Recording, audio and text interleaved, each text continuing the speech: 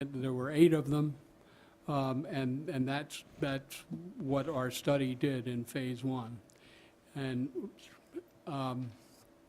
we were asked to evaluate these 9 criteria for each of the technologies, which again we did do. And as Dan mentioned, a key part of phase 1 is that we weren't to look at cost, and we didn't. So, boy, that's very sensitive. The results of the phase 1 study, we actually considered 4 technologies as being technically feasible. The last of which is the initial intake relocation, after discussions with the review board and looking at the fish population offshore, it was determined that the cost benefit of doing the relocation of the intake was not warranted, so it was not passed through to phase 2. The technologies that weren't viable, again, were primarily negated, most of them because they would require the plant flow rates and so on to be reduced and would impact the output of the unit. That's another important distinguisher in this part of the study, that we were looking at keeping the plant output as close to its design as we could possibly do with the various technologies. So these 4 were not selected primarily for that reason, except for the source water substrate, which we could find no application where the source water substrate had been used to provide water at the volumes that were necessary for the plant. Okay, so after we finished or we also looked at permitting. Our staff called most of the major permitting staffs and discussed with them whether the installation of any of these technologies could be permitted, if there was any reason in their eyes. And basically we were told by each one of the commissions that, as long as you provide us with the right information, that they would not tacitly say that they couldn't be permitted. So we couldn't, we could not not take a technology because of the availability to permit. So then we looked at how long the permitting process would take. And California is somewhat of a challenging state to get permits through, but we again spent a lot of time discussing with organizations how long it would take and to get permits, and effectively most of the technologies it was determined would take approximately 5 years to permit. The only difference was the onshore mechanical fine mesh screens, which is basically just a modification to the system that's already existing at the plant site. So it was felt that that would be a less onerous permitting process. So some of the key decisions that we made during the phase 1 process was that saltwater makeup was not possible because of PM10 credits. At the time, there were only about 30 credits available in California to be used for this purpose, and the plant, a saltwater discharge or a saltwater system would require a lot more permits. So the decision was made after discussions with the review board that we would consider freshwater for the towers. We selected the northern site for the cooling towers because and recognizing that other studies had been done using the south lot. Our decision was largely because the tower sizes would not fit on the parking lot area, and most of the or large amount of the infrastructure for the plant is located in those south lot areas, and it would have to be relocated. And the staff and plant operations would be significantly impacted. So the decision was made to go to the northern site. One positive aspect of using the south lot is that much less excavation would be required if we could use that elevation. We also determined that the maximum elevation for the base of the cooling towers would have to be limited to 115 foot.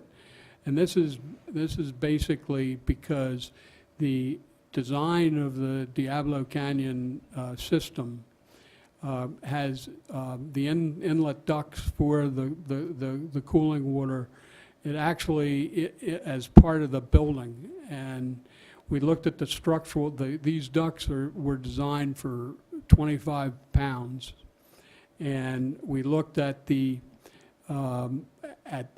ways that we could increase the design of those internal ducts within the building, and determined that it would be very difficult.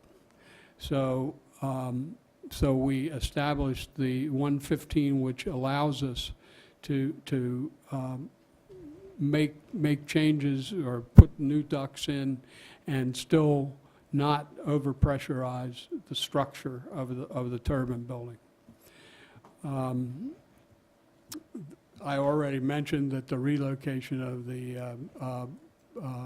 intake was not considered credible because it wasn't felt that it would give a benefit.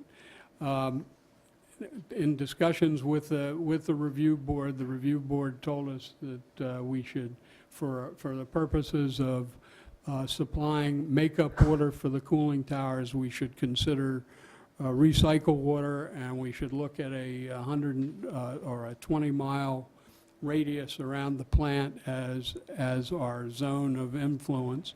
We did that. We talked to we talked to San Luis Obispo and the Murrow Bay water treatment. We talked to all of them, but those two, at the time, you weren't as in a severe drought as you are now, but at the time said that they would probably have water available. So we proceeded to decided to use that water as well as a desal unit that was going to be we priced to be installed on the plant site. Okay, phase two. So then we went into phase two, and phase two was to look at it from look at the technologies from a licensing basis as well as, and do conceptual designs such that we could price and schedule the modifications to the plant. So we did what we call a 50-59 evaluation, which is a licensing evaluation. And we determined that if we, in fact, did, or whoever did the design would and they did it using proper industry standards, that it would likely be able to be licensed. And so we didn't negate any of the technologies. We do recognize that a change of this magnitude would certainly get the attention of both state and federal regulators, and there'd be a large permitting effort, and we put dollars as well as time in the estimate to support those efforts. All right. Okay.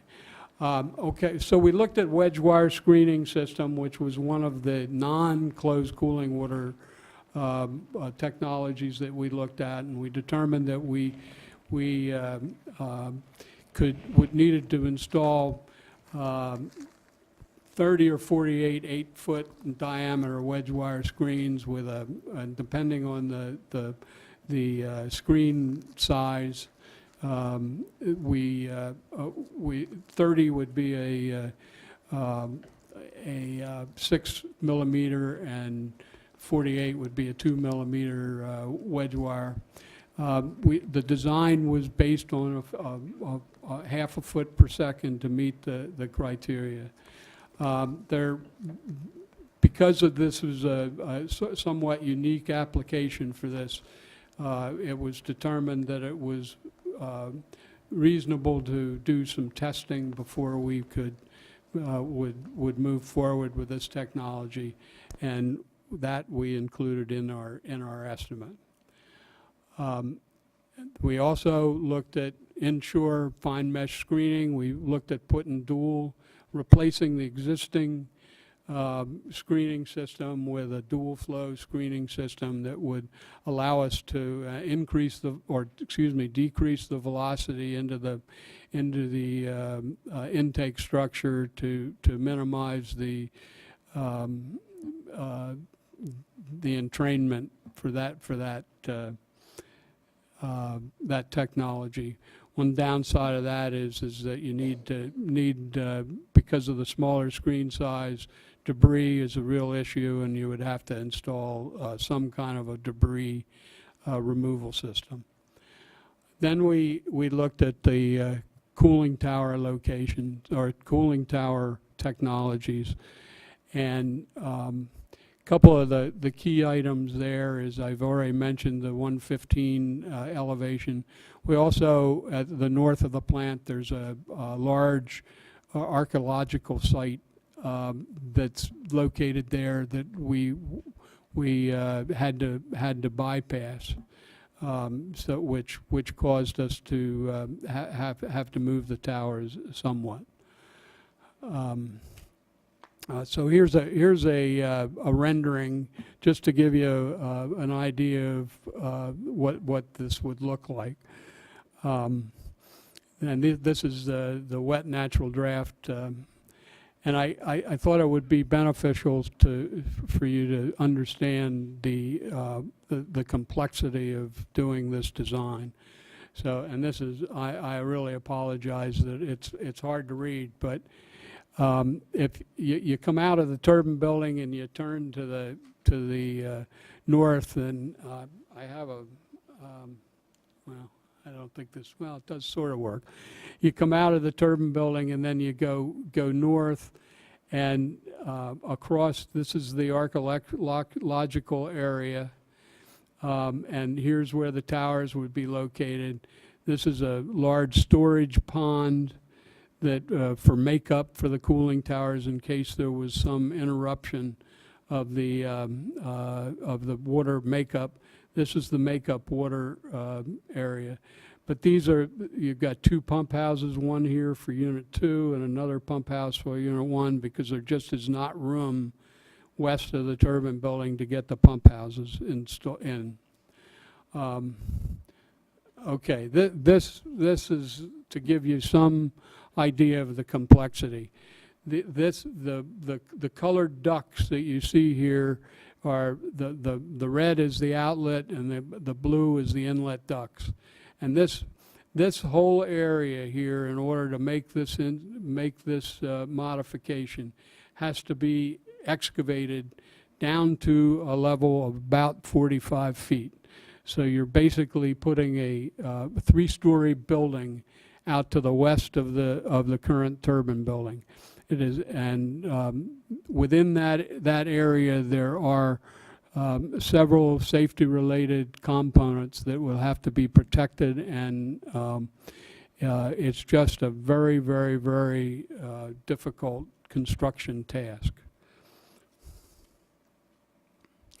Okay, I'm just going to run quickly through just the pictures of the renderings. Yeah, okay. The underground piping that this area here is where that has to be excavated.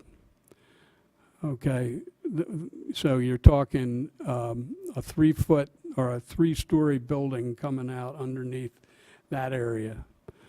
So, so this is just each one of the technologies. I thought it would be reasonable to show you what the renderings look like. And for this technology, the slide you have here shows the average power D rate for these technologies. Each one of them across the top is a technology, and then down the side are some of the major items that come into that. Okay. All right, just so I'm clear on what you're saying, can you go back? Yeah, sure. So you're saying that use of each of those systems Yeah. has that loss of power generation? Yes. Because of just the drag on the system? It's primarily the result of higher temperatures to the condenser. Interesting. And the technologies are across the top, and then the major items are down the side. Okay, when we finished that study, then the review committee asked us to look at another technology, which is to install the towers on the south lot, which it was looked at by other organizations. So we did that, and there were some drivers to that. Most important of which were we were trying to receive a lower technology or a lower capital cost, and minimize excavation. And probably one of the biggest items was that we were directed to consider saltwater towers, based on other methods to get credits for PM10. I think the big item here is that we had to relocate a lot of equipment, a lot of buildings and infrastructure on the south lot.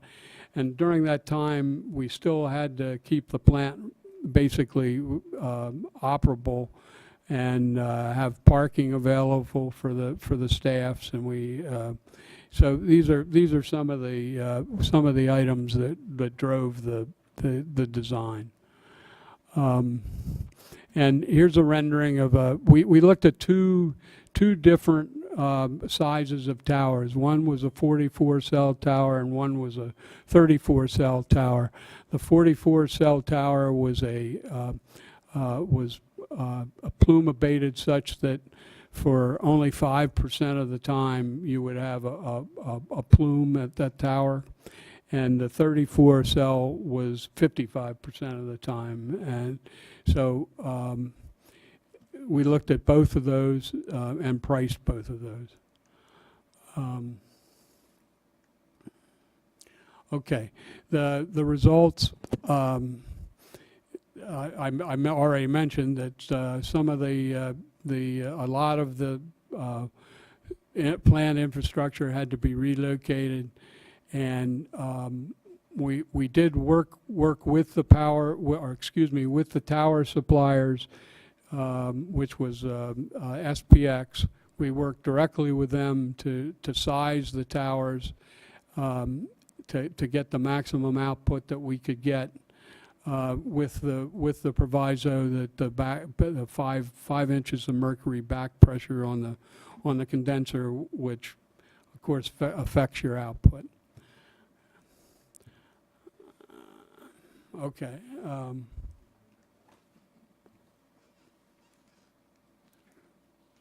Okay, okay. This slide here is to give you some idea of the buildings that have to be destroyed or taken down, and the staff relocated. The blue ones, the owner was doing already, but all the yellow buildings there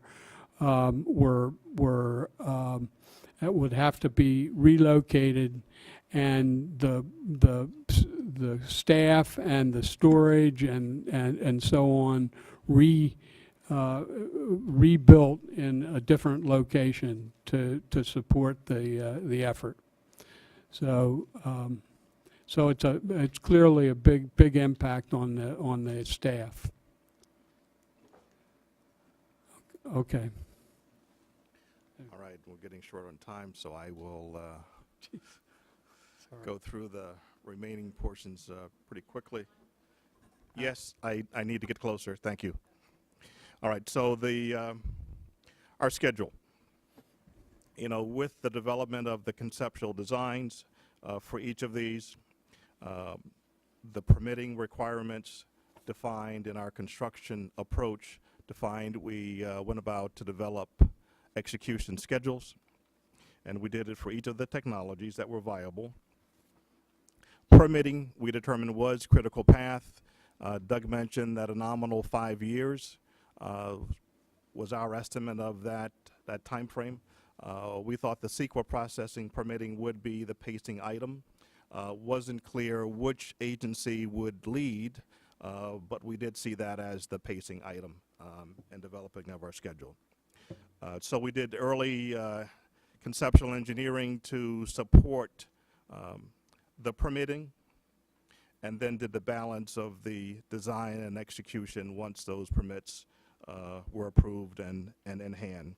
One of the drivers for our schedule, once we got to the construction phase, was to minimize the work that required an outage of the plant.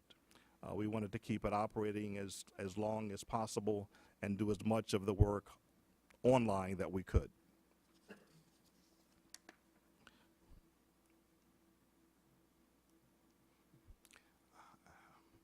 Maybe I'm not pointing. Okay, there it is. So this is a typical schedule. I know that you can't read it, but the point here is just to give you the level of detail that we developed in terms of sequencing and items of interest for driving this schedule. So from, left to right goes from the conceptual engineering to support permitting, preparing the permits, applications, environmental reports, getting those approved, and that we call our notice to proceed, and at that stage would begin the project execution in earnest with final design, procurement of long lead items, and beginning the construction activity.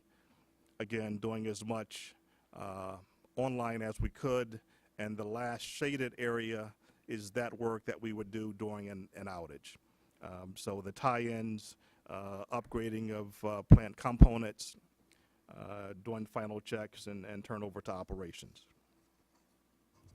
So that's those are years on the x-axis. Yes.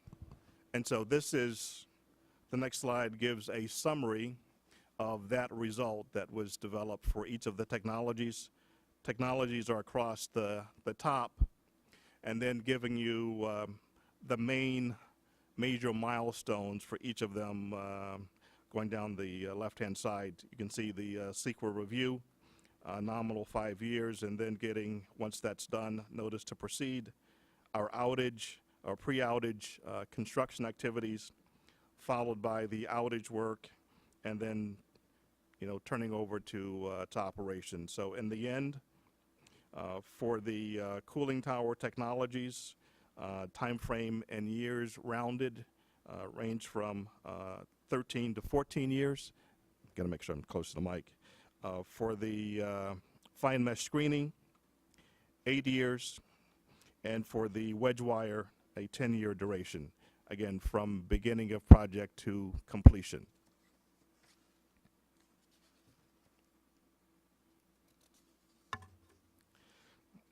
Our cost estimate for each of the technologies. We use our estimating group, as I mentioned. They have a standard that they follow that defines what was a Class 3 estimate.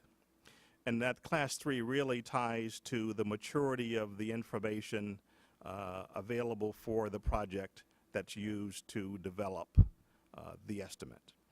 So in our instance, the design, for example, 10 to 15% complete. Okay.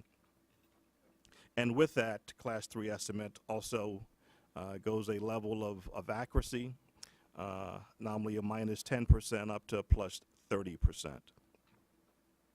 Some of the key drivers in our cost, aside from the engineering input or craft hours, our non-manual professional services associated with the project, major equipment, and in some instances we did go out and obtain bids to substantiate our cost estimates.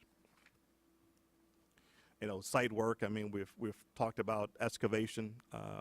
That clearly is a major item for the cooling towers at the north. A lot of concrete work, as was mentioned. I won't go through all of these, and I'll get to the bottom line. So this is our summary of cost estimates for each of the technologies, and I'll cite the estimated value, the middle shaded area. Above and below that are the low and high range. So for cooling towers, the price estimate range from $9.6 to $11.6 billion. For the fine mesh screening, estimated value $0.62 billion. And for wire mesh, $0.5 billion. And for the two cases we looked at for the south parking lot, for the 34 cell, $6.8 billion, and for the 44 cell, $6.9 billion. So that's the results of our study, both from a technical assessment, schedule, and price perspective. That completes our presentation.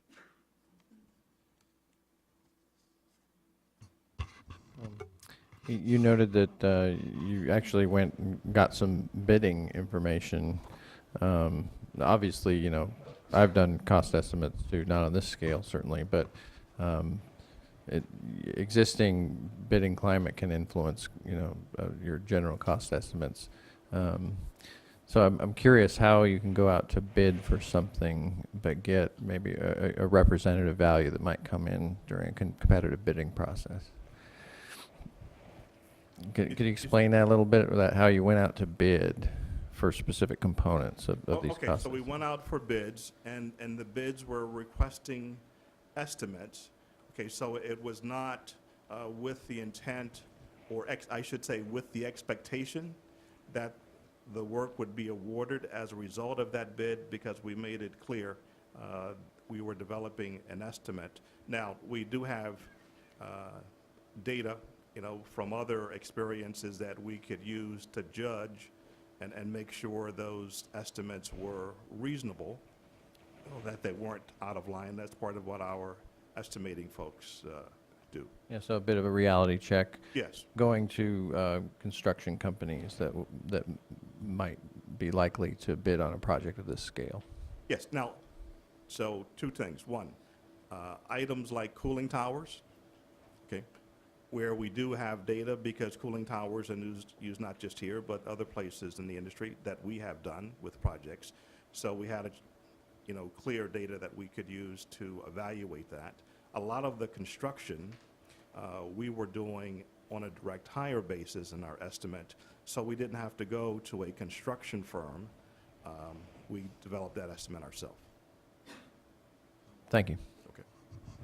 So how should we be looking at the estimates? So there's two things. You're trying to estimate it for the purpose of this.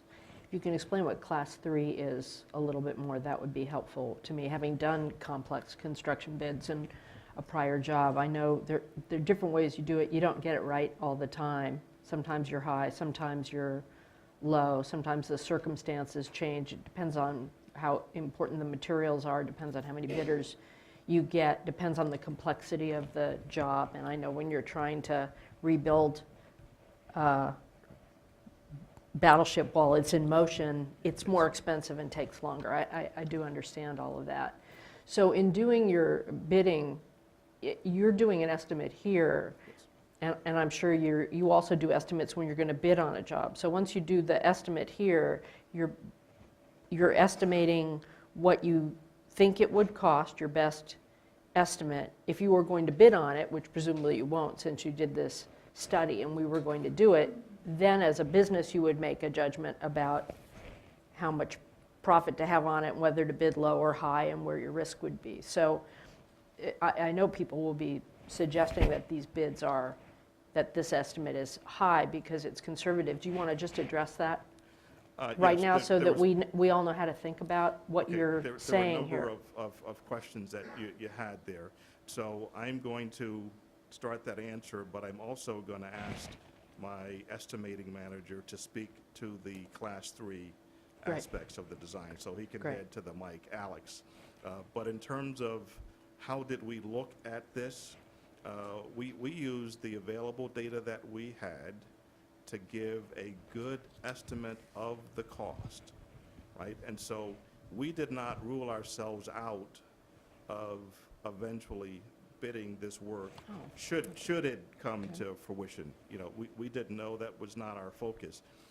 But we did address the cost from the perspective of a contractor, you know, would be executing this work.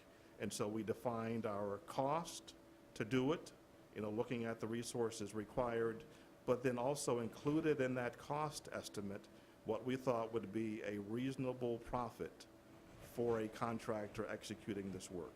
Right, because that's what would happen in Yes, reality. Yes, and so whenever you do a price estimate for a real job, right, you'll have information available. And ideally, you have a lot of the design information.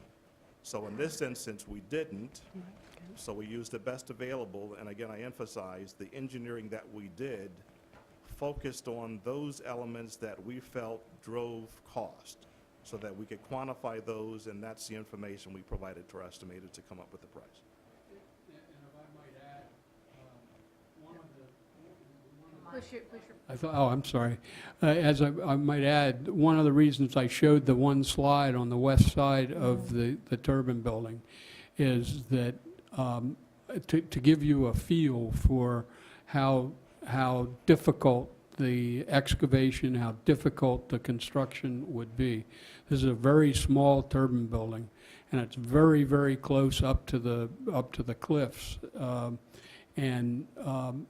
Very, very hard to get this large. I mean, these ducts are 16 foot in diameter, or 16 foot square ducts, and the piping that we used were 12 foot diameter pipes. I mean, we're pumping a lot of water to these towers, and to snake it around the building and get it over from the over to the northern space was very difficult. If you're going south, it's even harder because you have to go deep, and there were a couple of buildings at the site that could not be impacted, so we had to go between them, and we were 30, 40 feet down underground with vertical sloped cuts. So, I mean, very, very, very tough construction. Mm, If I that's could say helpful. one other thing before I have Alex to speak to the Class 3, and again, answering your question. We went through the same process in developing this cost estimate as we would for a job that we were bidding. Okay? Engineering, estimating, our internal reviews, you know, soliciting experts from within our company that have done things like this, such as underground tunnels, you know, moving of excavating mountains. So we went through the same process. Just the level of engineering was, you know, limited. reasonable but limited. Fairly extreme shoring, it sounds like, and then dewatering in that environment as well. Yes, yes. Alex, please. Okay, I'd like to go ahead and, per your question about the level 3 estimate, great question. Many times, as we do estimates, as we make presentations, we tend to talk past each other about what's actually included, what's the accuracy range. So the level 3, so hence the great question. Level 3 is indicative of a estimate with project definition in the range of 10 to 40%. Okay. And that's kind of gives you the level of where we are, what we're working with, the amount of work done. So that's the primary characteristic of a level 3. And as you have different levels, there's different maturity from a level 5 to a level 1. And just one other point of clarification, in the numbers, Dan, I believe we had on the board included owner's costs of replacement power and other owner's costs. So that's something I want everyone to take note of. There's a project cost for construction as well as owner's cost. And that's broken apart in the report? Yes, ma'am. Yeah. Any other questions? And the owner's cost has to do with the outages you were talking about, or it has to do with more than that? Must have to do with more than that. More than that, the owner's cost, and that is input that we did solicit from the utility, and it also includes, their effort as well as the replacement power cost during the outage period. Did it include the average power loss per year, per unit, long range? No, Okay, no, because our effort was through project execution, okay, and so we covered the replacement power cost during with construction. the pricing that was agreed to by the commission, but Okay. didn't go beyond that point in time. Okay, I get it. That's good. So while the battleship was going and you were Right. rebuilding it. And so we spoke about Yeah, I the, can think of a better. the derating I usually use portion, we showed Ferrari, that, but but we whatever. didn't address that from a cost perspective for, the remaining operating period. That's good. That's a good distinction for everyone to remember. Right. Thank you. Any other questions? No, that was helpful, because I'm familiar with the sitting down and doing your 10% design review, a different phase design, and it can change a lot. Absolutely. Generally, it doesn't Sure get can. cheaper, I've Yeah. found, but you can make different choices about Absolutely. what's feasible and what's not, so. Not a question on cost estimate, at least not directly, but in reviewing some of the comments that's come in, there seems to be a bit of questioning about one of your key factors was to look at the tower base elevation of 115 feet. Right. You briefly mentioned it, but I was hoping you could spend a little bit more time, since that tends to be one of the high cost factor with respect to the project that you analyze. So why 115, and why is that applicable to the southern parking lot scenario? Well, you're still, that it was based on the duct design capacity inside, that forms part of the turbine building. Okay. And whether you're at the north side or the south side, you still have this weight of water, and also with large flow systems like the circ water system, you have a transient pressure wave due to the operation of the system that you have to account for. So we looked at this design, and the weak link was these portions of the building which you're stuck with. There may be a way to increase the design pressure, but it wasn't evident to us at our level of design at this point.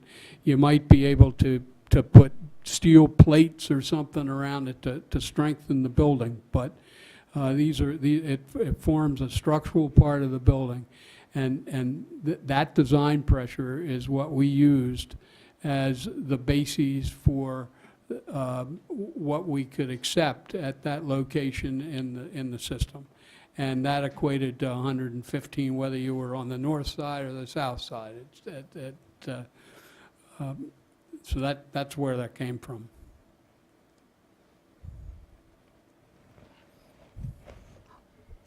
You mentioned right at the very, very beginning, I believe, what your assumption was in terms of the capacity. You were assuming the design capacity of the plant. And I will ask later from the folks from PG&E, but it's certainly not producing at capacity right now. Has it? It's a base-loaded plant, and they operate as close to their design point as they can. So okay. Well, I do want to confirm that, so Well, when Mark comes up, that would be one of my questions. You know, what is the history of the base load? You know, how do they actually operate? Are they operating at 100%, 10%? Well, it's a base-loaded plant. I think they're trying to get as much power out of it as they can. Okay, so for our Right. study, okay, we assume they would be operating at 100%. Right. Okay, we didn't, it wasn't our, part of our effort to look to see what the average operating output was. We used the design data. That was the basis of our evaluation. That's what I heard. So I will be interested later as to what the actual history is of the facility. Question? Okay, that's right. Other question about, hopefully you can stay around, I'm assuming, so we'll No, we'll have stay. Yes. questions, yes. I'd like to hear from everybody, and then we can come back to some things. Thank you very much. Thank you. Okay. I know Thank you you. just condensed an awful lot of stuff into 25 minutes or so. Yeah, and well, I we appreciate it. tried, but we went over. I'm sorry. Oh. Yep, thanks for waiting all No, we day to could've- do the we talk, too. Could have spent hours on it, so. Next is a series of review committee comments at 10 minutes each. Mark Kraus from PG&E, Melissa Jones from the Energy Commission, and Rochelle Becker from the Alliance for Nuclear Responsibility. In that order.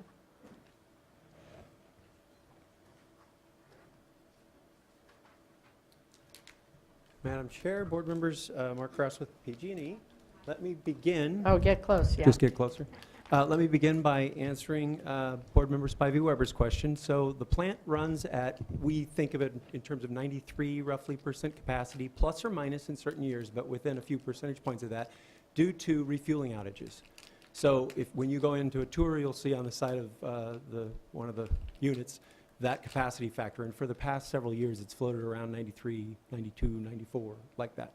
So essentially, it's for maintenance and other purposes, but we're able to run the plant most of the available hours beyond those maintenance and refueling activities.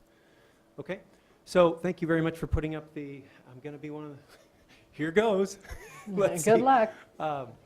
Let's start off first. Why are we here talking about nuclear plants differently than the other ones through cooled plants? As the policy acknowledges, and the language that you see up on the slide comes directly out of the policy, the board recognized in adopting the once-through cooling policy that nuclear plants are different primarily because of the climate issue. And that is, as the gas plants are either repowered and made to comply with once-through cooling, you wouldn't generally put on cooling towers and not take an opportunity with an old simple cycle turbine unit to add combined cycle, do some other things to bring the plant up to snuff and reduce your natural gas burn. Unlike that, the nuclear plants can only be more GHG because of replacement natural gas-fired generation, GHG emitting. If you cause the plant to have to reduce its efficiency, as you heard earlier about the number of megawatts that would be no longer going out to the grid, but instead through lost efficiency of the plant, also you point out what's called parasitic load, fans and pumps and that kind of thing. So that was the basis for saying, let's look at the nuclear plants differently. Now, how do we do that? And this, again, right out of the policy. The special study shall investigate the alternatives for compliance, that's what you've just heard, and look at the costs as well. Now, what do we do with that information? What are you to do with this report in the coming months? State water boards shall establish alternative requirements, look at a variance process, essentially, if either, first, the costs to actually do this are wholly out of proportion to what was considered by the board in adopting the policy. That was a Tetra Tech study commissioned by the Ocean Protection Council that gave a very desktop kind of cursory review of the costs of doing this at all of the then 19 plants in California. For Diablo Canyon, there was no request for a tour, there was no request for drawings, anything like that. It was literally, gee, it's 2,300 megawatts. I mean, I can't speak to how Tetra Tech did it. They did it without any communication with PG&E, and they did that with each of the plants. So the Water Board recognized we need a deeper dive on this, and that's exactly what this independent review process provides.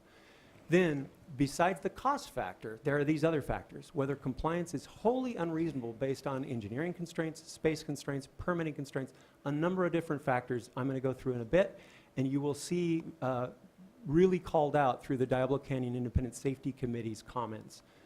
That's a body that is uniquely focused, as its name would suggest, on safety. And so some of the operational concerns about retrofitting to cooling towers are very well expressed in that DCISC letter, and I'd recommend that. And I think you'll hear from one of their members, Per Peterson, in a bit. And finally, if the board decides that alternative compliance, some variance, is appropriate for Diablo Canyon, the plant must fully mitigate. We must find rocky reef habitat, projects and different means of restoring those eggs and larvae. And I'm going to go more deeply into that in a bit. So because I don't have much time, let me, did that?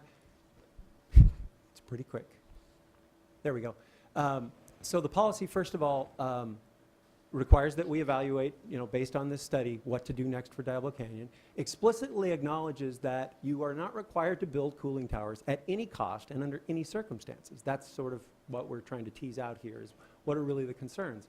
Technical feasibility is not the standard, as some of the commenters have said. Look, it's feasible, make them do it. It's your job to assess this. And finally, we're back to the mitigating, that PG&E would have to mitigate for any impact that between what you allow us to do and what would have been required under full compliance. There we go.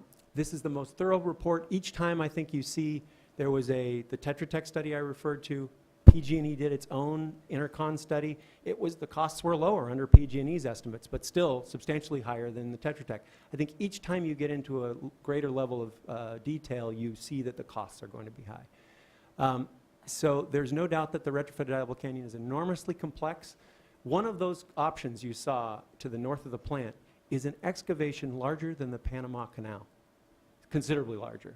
So, first of all, I think we have to ask ourselves, that's kind of crazy. I think that's why the review committee, and to credit to Friends of the Earth, when they came in 3 years into this process and said, you ought to look at the southern lot. That's where PG&E's study said these should be placed. The committee directed Bechtel to look at those locations. There was a minor reduction in cost, but I think it creates what Bechtel was trying to do was avoid more operational concerns, including access to the protected area, a number of factors. So you've got both options, and certainly the lowest cost is for those southern lot locations. I'm going to move on just so we're not pressed for time.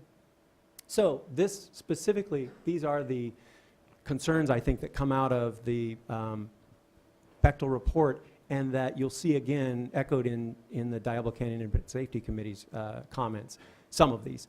Fine mesh screens, I think we all agree they're far less expensive but not at all efficacious. So when you have a very low single-digit survival rate, do you want to spend $300 to $600 million? And even the collection of committee members, the 4 of the 10 committee members who filed separate comments, they don't like the screening option, so I would point that out. So we're really talking about cooling tower options. As I mentioned, the north site options are just staggering to think about an excavation of that size. What they were trying to solve for there was the salt deposition on the 500 kV lines and otherwise throughout the plant that could deteriorate some equipment. We're very concerned about that, and I mean, you could look at that. That's what solves for that. Once we look at the south locations, the saltwater towers are one of the concerns, and you see articulated there, 900 tons per year of salt particulate. While Bechtel had some interactions with the Air Pollution Control District, and they said, well, paving roads and other methods we could probably find permit enough. That was looking at Mojave Desert projects and equivalents in the Mojave Air District that I just don't think San Luis Obispo County has the quantity of roads to pave that would be necessary to come up with that many credits. I don't want to go through each and every one of these. There are, you'll hear from DCISC, challenges to the emergency diesel generators and auxiliary saltwater systems. A number of things that we would have real concerns about operation of the plant after construction of those towers. So let me get you to, very quickly, I want to show you in context now. That's the context of the policy. Let's talk about the context of the impact. So Diablo Canyon, at the time this policy was adopted, circulated 22% of the water through Diablo Canyon. Songs had an equivalent amount of water, 22%. Yet it only had 8% of the entrainment, that's the eggs and larvae coming through, and 1% of the impingement. This is because of the way the plant was designed. PG&E had experience in the Delta, and from learning about plant trips due to things coming into the plant, we didn't want to see, smelt and other things come in, smolt, pardon me, and other things come in. We learned from that and built the plant with a cove that has a very low approach velocity to the intake. Everything about the way the plant was designed and its location minimizes the impact. So that first, to comment on, this is a disproportionately low impact from Diablo.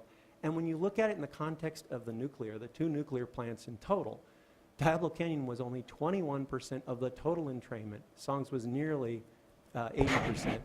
And on impingement, just 2% of total impingement. You might see the closure of Songs as mitigation for the nuclear plants in general. I mean, that's the level of reduction nearly you wanted to see. So I think we want to look at other options as we talk about alternatives for compliance, but I think that's a pretty compelling statistic.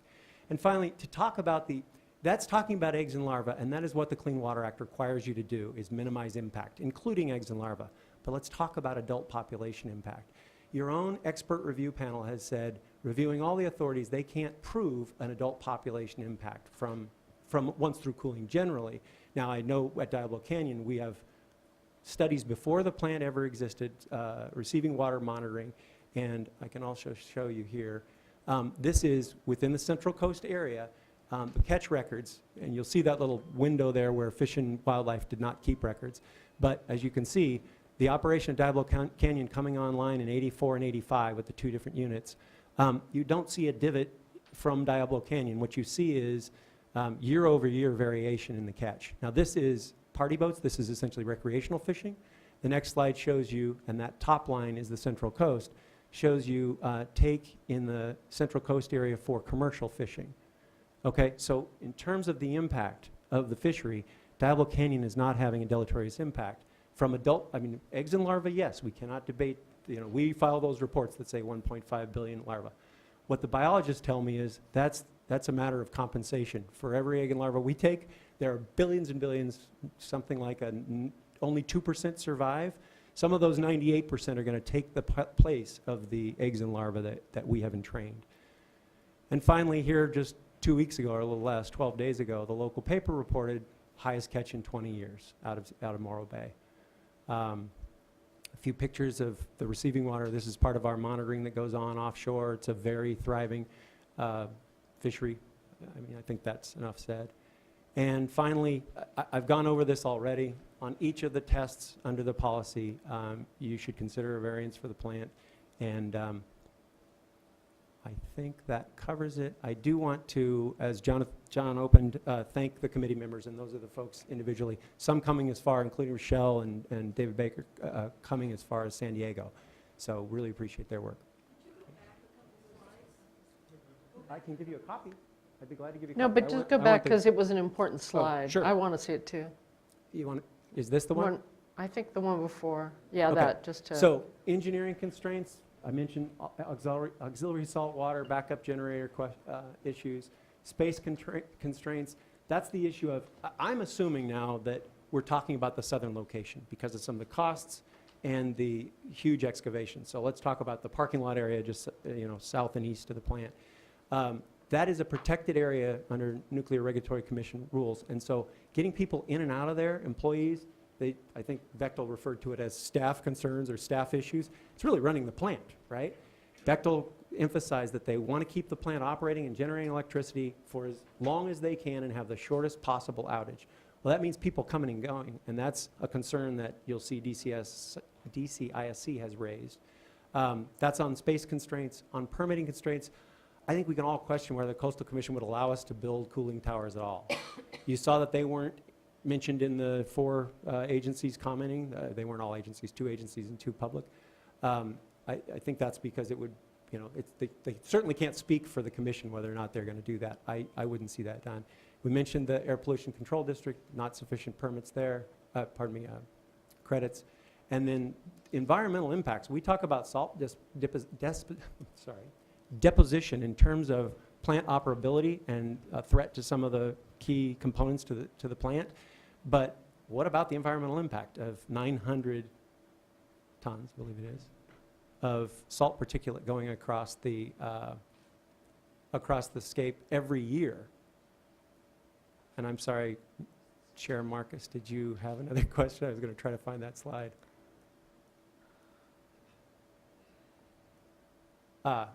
Anyway, was there any question on that slide? I just wanted to go through it all. Okay, and the next page then? You went through that fast. And this was an attempt to just wrap it up. Was designed to minimize these impacts, and the remaining impacts would be fully mitigated. So we're not at that question yet, but I know that Right. everybody's going to say, you're going to hear everybody say, make them build them. We don't think that's necessary. No, I suspect we'll hear a lot more than discussions just about the report itself, but Absolutely. that should be our focus. All right. Thank you. Any questions for now? All right, let's move on. Thank you, Mr. Kraus. Melissa Jones?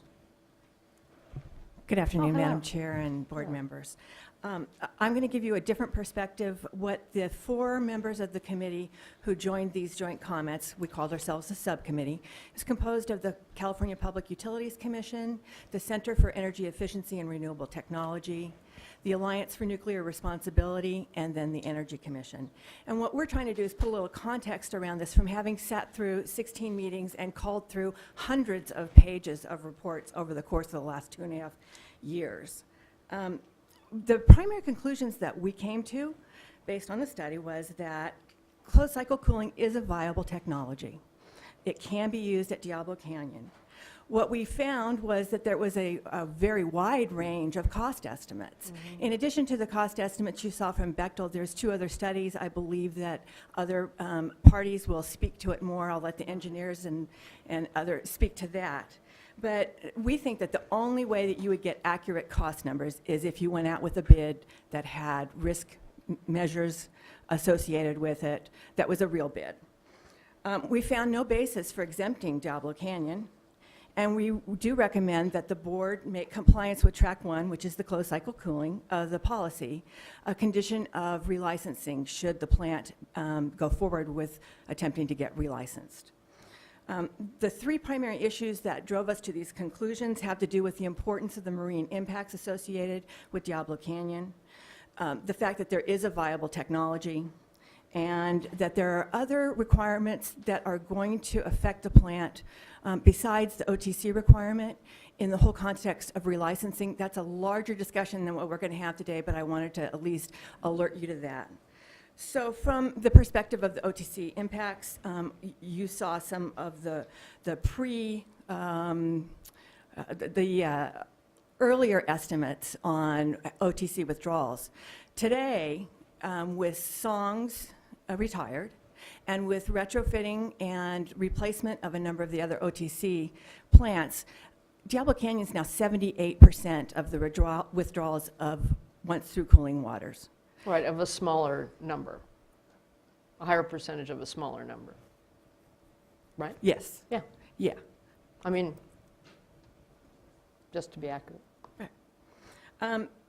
The Water Board itself determined that once-through cooling withdrawals for power plants were a chronic stressor to the state's coastal aquatic system. You also concluded that that had important impacts on fisheries and the degradation of the overall marine environment. Diablo Canyon does withdraw 2.3 billion gallons per day of seawater on a continuous basis. As PG probably identified earlier, there's an estimated 1.5 billion larvae per year and 710 pounds of fish that are affected. We think as the single largest user of once-through cooling water, that it's important that this plant be in compliance with the once-through cooling policy. In terms of the alternatives to once-through cooling, as you heard earlier, we thought about the screen technologies. We concluded that the offshore wedge and the fine mesh screens were probably not viable technologies. Additional studies that were done over the course of the bigger study showed that you had to have a 1 millimeter slot size or mesh size to really get any reduction in entrainment or impingement. And at that small slot size, you have concerns about debris loading because of location of the plant. And in addition, there is no industrial level demonstration of this technology. So again, you would have to do research development and a pilot project. And we think that the results are probably not going to be very favorable. In terms of the closed cycle cooling, the biggest problem was the location of the towers and the tearing down of the mountain behind Diablo Canyon. And part of the way through the process, we did have Friends of the Earth come in and suggest that we look at the saltwater cooling option and look at location of that on the south site of Diablo Canyon. And what we've decided after hearing more evidence and hearing more comments was that indeed you probably could get more PM10 credits. So completely taking seawater cooling off the plate was probably not the right decision. And we were also looking at the results of 2 other studies. I think PG&E referred to them that were done on the south parking lot site, and that came in with costs at about 1.5 to 4.5 billion, as opposed to the 9 to 14 billion that you saw for the other cooling towers. There's been a lot of skepticism that's been expressed by people who have commented and come to our Nuclear Review Committee meetings about the reasonableness of the cost estimates that Bechtel made. Again, there is a wide range of cost estimates out there. And again, we believe that if you really want to look at true costs, you've got to get people competitively bidding, not bidding for just speccing the plant out, which is a very different exercise than actually trying to win a bid to construct the plant. There are a number of other licensing issues that we wanted to make sure that you're aware. This question of retrofitting Diablo Canyon is part of a much larger discussion about whether the plant should be relicensed. Of course, there will be the regulatory proceedings before the PUC and the NRC. And the PUC has already told PG&E that they would have to do a comprehensive cost and benefit study of the plant, including once-through cooling. You may hear that some people say today that the costs are so high for retrofitting the plant that you should indeed just exempt the plant from the OTC policy. You're probably going to hear others say that the plant should not be exempted, and instead it might be time to retire the plant early to address the once-through cooling. We don't take a position on that. But we do recognize that this is an aging power plant. It's entering its 4th century of operation. Aging Oh, century. Okay, that's a little bit of an exaggeration. 4th decade. And aging power plants, a number of power plants across the nation are being closed for early retirement, primarily because of economic considerations. With aging plants, your operation and maintenance costs go up, the costs of outages increase. Outages can be extremely expensive. There's wear and tear on the facility. There's a thing called embrittlement that can happen with nuclear power plants. And these kinds of considerations need to be taken into account when we look at what we are going to do with Diablo Canyon.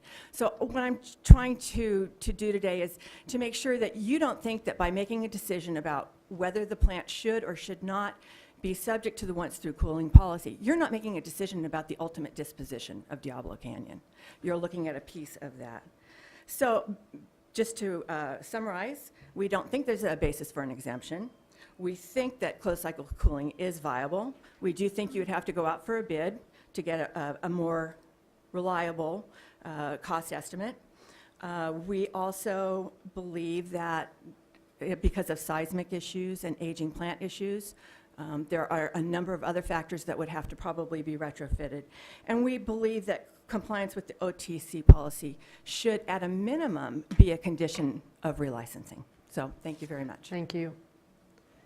Before we go on to the next commenter, since Mark and Melissa both said, you know, choosing between an alternative, that won't be what we're asking you today, and we won't be asking you to choose a specific technology in the future either. Your job would be in the future to determine what level of protection of the marine ecosystem. It would be up to then the operator to determine how they wanted to comply with that. That's right, and the challenge today is just understanding the report, hearing everybody's concern, and then we'll make our own independent judgment of where that That's correct. And ask stands as we questions. evaluate it and look at it and look at options. And I think our point in raising that it's a viable technology, it can meet track 1 of the policy, and that's the point we were trying to make. Understood. Rochelle Becker? I'm Rochelle Becker with the Alliance for Nuclear Responsibility, and we did sign on to the subcommittee's comments. However, our alternative would be the no alternative. That doesn't mean that they don't comply. It means that they don't operate when this license is up. This board was asked to decide whether or not they would give them permits when they operated the plant, when they first designed the plant. They didn't meet those compliances. It took years to finally get their NPDES permit. Now we're back at the Water Board looking at permits again for an aging nuclear power plant. License amendment requests, license amendment requirements are not included in Bechtel's summary. It is highly unlikely that there won't be a reason for a license amendment request, which would further delay and cost more. Legal challenges are not included in this. When the agency said, yes, you can get a permit, that doesn't mean they're going to give them a permit. It just said, we haven't seen all the documents, so we're not sure whether we're going to give you a permit or not. We do know that the no alternative, closing the plant by the end of its current license, certainly worked well for San Onofre, which closed early. You saw almost all of the impacts of once-through cooling disappear. We have no power shortages in San Diego County. I have a second home in San Diego. I haven't been without power for any reason. We're water shortage, but we don't have a power shortage. Diablo Canyon is actually in a better position than San Onofre was for being overproducing power in its service territory. So when you consider alternatives, the no alternative, the condition that you may operate this plant to the end of its license, assuming you can operate it safely and assuming for PG&E that it's cost effective, it would be okay. But adding another 20 years onto the life of this plant, which is what PG&E would have to do to justify the costs of this, is not an alternative that ratepayers are going to happily make. It will be challenged. And so I think that this board needs to carefully consider my community, which loses a great deal of resources, a great deal of money if this plant closes down, the opportunity to know that this plant will be phased out in a certain period of time. Therefore, we can plan for the alternative power, we can plan for alternative resources, we can do this in an actually proactive way than a reactive way for an old nuclear power plant that probably doesn't meet its seismic requirements. We sat through an independent peer review panel meeting yesterday that doesn't meet once-through cooling requirements unless you exempt them, that has aging issues. This is a money pit, and we've gotten the best we're going to get out of Diablo Canyon. It's not going to get any better, and I'd like my attorney to have the rest of my time. Thank you.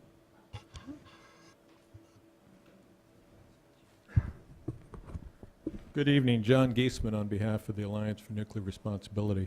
I'd like to briefly elaborate on some of the points that Rochelle made. Before I do, let me say that it was perhaps predictable that Mark would be as vehement as he was this evening in expressing his opinion that the policy would be wholly unreasonable if applied to Diablo Canyon. You should know that when the Bechtel Phase 2 report was initially published, that PG&E told the San Luis Obispo Tribune on November 2nd, 2013, PG&E will comply with the once-through cooling policy. They didn't say that it would be wholly unreasonable to apply it to Diablo Canyon. They said they would comply. This plant is a very, very old plant. When I came before you in January and asked that you give Bechtel more time to complete their work, I identified the actuarial lives of the other California nuclear reactors. Diablo Canyon since then has gotten older. Unit 1 is at 75% of its original licensed life. Unit 2 at 73%.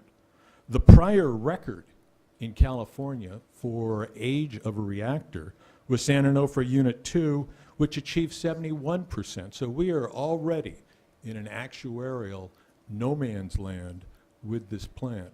And if it does in fact survive to the point in time where your policy would actually impact its physical design, it would be 1.4 times the age of the oldest reactor currently experienced in California. I drive an older car with a lot of mileage on it, and I know that repair versus replace decision becomes a lot more prominent as a piece of equipment gets up in age. And I would submit to you, this plant is substantially up in age. What was notable about Melissa's comments were the California Energy Commission, the California Public Utilities Commission agree that you have no basis to exempt Diablo Canyon from application of your policy. When I was in state government, having the staffs of those two commissions agree on something was a very rare day. I'm not suggesting that we declare a school holiday or anything, but you should take note of the fact that the two principal energy agencies in California at the staff level both say no basis for an exemption. Let me point you to two other inputs from the California ISO that bear on this point. In 2013, the ISO published studies that found that Diablo Canyon, or the absence thereof, would have no significant impact on California's electricity grid. This is radically different from the circumstance at San Onofre, where the Southern California grid was centered around the plant. Diablo Canyon, in the words of the ISO, is just another Gentie. You wouldn't miss it from a grid stability standpoint. In 2014, just a couple of months ago, the ISO published studies focused on 2024 and determined that with Diablo Canyon, you would have substantially greater curtailment of renewable energy projects than would be the case without Diablo Canyon. So ask yourself, why does it make any sense to prop up this marine life incinerator with an exemption so that we can curtail the operation of the renewable technologies that it's been California policy for 4 decades to try to commercialize? Recognize that this plant, as the loads in California and the intermittency of the generation both change from what they are now, operation of this outmoded plant will have a big impact on the state's renewable policies.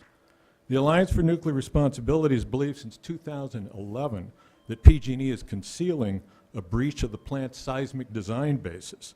And it's recently become public knowledge that the NRC's senior resident inspector drew the same conclusion and recommended immediate shutdown until compliance can be established.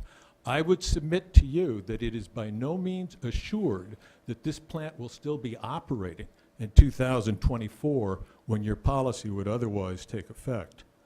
PG&E is the only NRC licensee in the history of the commercial nuclear industry in this country to face criminal prosecution by the federal government for safety-related felony violations. While 27 of the counts focus on the gas pipeline system, the lead count, the introduction to the indictment, is generic and aimed at PG&E's corporate management. And it says PG&E did corruptly influence, obstruct, and impede the due and proper administration of the law. It doesn't say attempted to impede, it says did impede. PG&E's recent judge shopping scandal at the Public Utilities Commission is just the latest evidence of a severely damaged corporate culture. At some point, one has to ask, is PG&E the type of institution that an advanced civilization entrusts its single most lethal non-military activity to? None of these issues is directly before you in the decision that you will be making, but each of them sits on the perimeter of the choice you will make. Choose well. Okay.